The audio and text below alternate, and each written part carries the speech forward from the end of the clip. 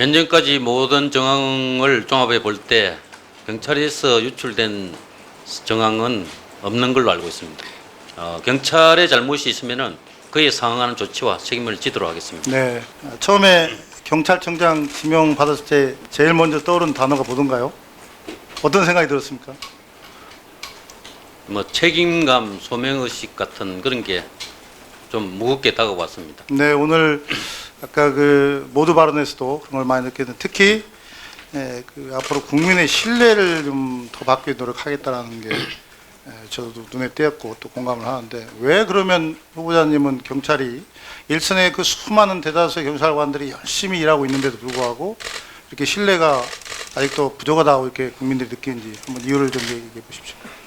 예, 우리 경찰이 자자찬 같지만은 국제적으로 높은 수준의 평가를 받고 있고 또 치안도 상당한 수준의 안정도를 보이고 있는 것은 사실입니다. 다만 우리 경찰의 어떤 재반 활동이 아직까지 우리 국민들의 기대와 눈높이에 미치지 못하고 특히 국민 여러분들의 공감과 인정을 받는 그런 어떤 세세한 부분까지는 좀 미흡한 알겠습니다. 점이 있다고 예. 생각합니다.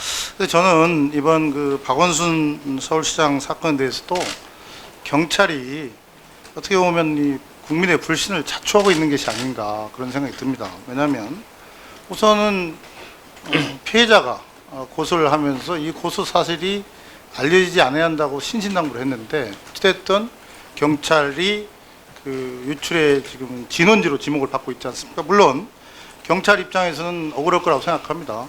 아까도 말씀드렸지만 우리 후보자님도 경찰이 유출한 적이 없는 걸로 알고 있다 했는데 다시 한번 묻겠습니다. 경찰이 유출한 적이 없습니까?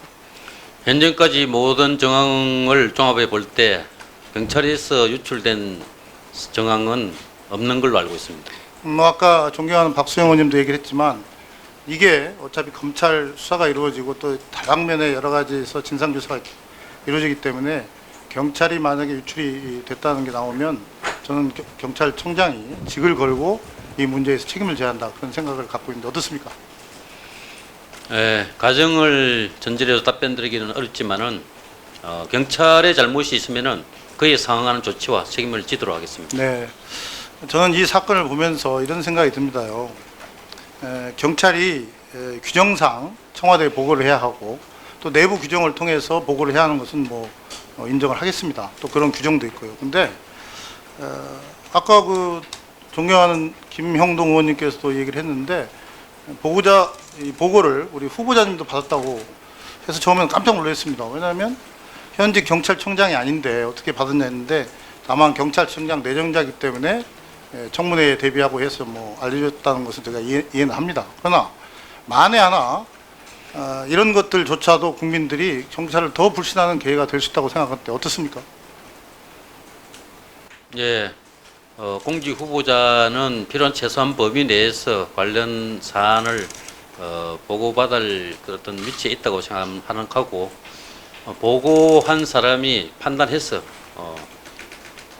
필요하다고 생각했기 때문에 보고한 걸로 저는 생각하고 있습니다. 그래서 저는 앞으로 경찰에서 유출의 진원지라는 것은 뭐 수사라든지 여러 경로를 통해서 가부간이 드러나려고 보고 다만 이 차제에 우리 경찰청장 후보자님께서 이제 경찰청장이 되시면 이번 기회에 그런 주요 사건에 대한 경찰 내부의 보고 체계 또 청와대에 대한 보고 체계 뭐 이런 것들을 청와대와 협의해서 매뉴얼도 만들고 또 필요하면 규정도 만들고 해서 정말 누가 봐도 당당하고 떳떳하게 이 문제를 좀 대책을 마련했으면 좋겠다 이렇게 생각하는데 어떻습니까?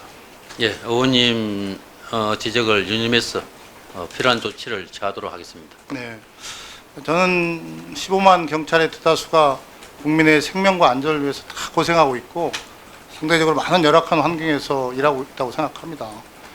그분들도 경찰이라는 것에 자부심을 느끼고 있는데 그러나 늘 경찰에 대한 신뢰가 무너지는 가장 큰 이유는 경찰 수뇌부라고 저는 생각합니다. 물론 역대 청와대 정권이나 뭐 정치권에 책임도 있긴 하지만 경찰 수뇌부가 그래도 그 15만 총수라는 자긍심과 자부심, 리더십을 가지고 해야 하는데 너무 권력이나 힘 있는 사람의 편에 서서 공정하고 엄정하지 못하게 못하는 그런 경찰권을 행사했다는 측면이 있다고 생각합니다. 후보자도 뭐 그런 각오를 다져서 오늘 국민의 신뢰를 얻겠다고 했는데 그에 대한 각오를 한번 더 어떻게 하면 이 경찰 수뇌부가 권력이나 힘 있는 사람의 편이 아닌 서민과 약자의 편에서 국민의 신뢰를 얻을 수 있도록 노력하겠다. 다시 한번 천명해 주시기 바랍니다. 예, 저는 오랜 염원이자 제가 만약에 경찰청장이 된다면은 가장 중점을 두고 추진하고 싶은 것이 정말 국민들로부터 신뢰를 받고 그 신뢰가 더 공고해지면은 존경과 사랑받는 경찰을 만드는 것입니다.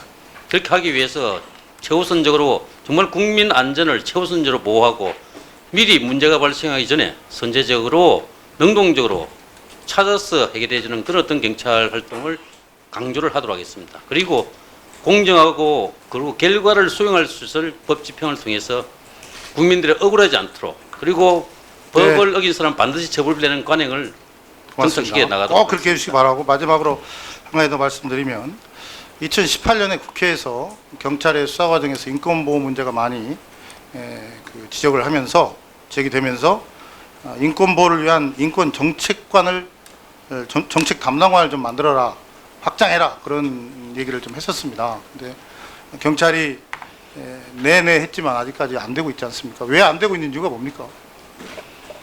예, 저도 의원님 지적에 전적으로 동의를 합니다. 저 개인적으로 생활안전국장 할 때 여성안전기획관 신설을 위해서 정말 어렵게 노력한 기억이 나는데 그 인권정책관도 의지를 갖고 예, 만들 수 그것은 있도록 그러면요 하겠습니다. 이번에도 봤지만 피해자 2차 가해라든지 그 피해자 인권 보호를 위해서 정말 의지를 가지고 이거 하나만 더 제대로 한다면 이번에 박원순 시장 건 사건도 경찰이 전화 회부에게 전화 예고가 될 거다.